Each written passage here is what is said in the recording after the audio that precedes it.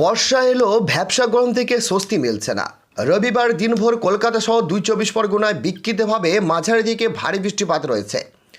দুপুরের দিকে কলকাতায় বেশ কয়েকটি জেলায় ঝেঁপে নামছে বজ্র বিদ্যুৎ সহ বৃষ্টি। তবে আগামী ৭ থেকে ১০ দিনের মধ্যেই কলকাতায় ভারী বৃষ্টিপাতের সম্ভাবনা।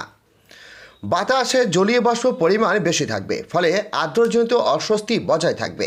কলকাতা সহ দক্ষিণবঙ্গের জেলাগুলিতে মাঝারি বৃষ্টিপাত হতে পারে, যদিও উত্তরবঙ্গে বর্ষার দাপট থাকবে।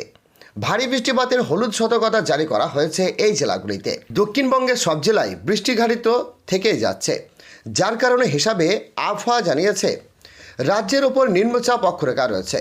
গাঙ্গে পশ্চিমবঙ্গে এবং সংলগ্ন বিহারে একটি ঘূর্ণিবাতও রয়েছে। তো বন্ধুরা, বিস্তারিত জানতে হলে ভিডিওটিকে সম্পূর্ণ দেখবেন, ভালো লাগলে লাইক করবেন।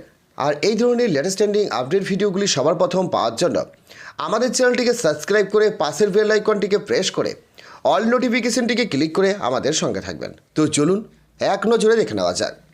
এছাড়া সক্রিয় রয়েছে মৌসুমী বায়ু, যা জেরে উত্তর থেকে দক্ষিণে বিক্ষিপ্ত বৃষ্টি হচ্ছে। তবে দক্ষিণে প্রায় প্রতিটি জেলাতেই জুলাইয়ের মাঝামাঝিতে বৃষ্টিঘাটিত নেই। বীরভূম, মুর্শিদাবাদ, নদিয়া, হাওড়া, কলকাতা এবং উত্তর ২৪ পরগনা বাদে দক্ষিণবঙ্গের বাকি জেলাগুলিতে আগামী সপ্তাহে বৃষ্টিপাত হতে পারে। সোমবার থেকে রাজ্যের বৃষ্টির সম্ভাবনা কমবে।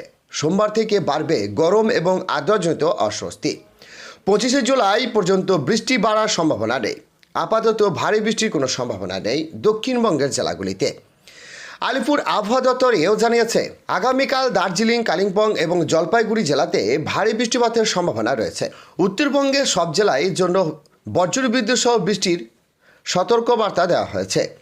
ভারী বৃষ্টি হলুদ সতর্কতা জারি রয়েছে উত্তরবঙ্গ, দার্জিলিং, জলপাইগুড়ি, আলিপুরদুয়ার এবং কোচবিহারে।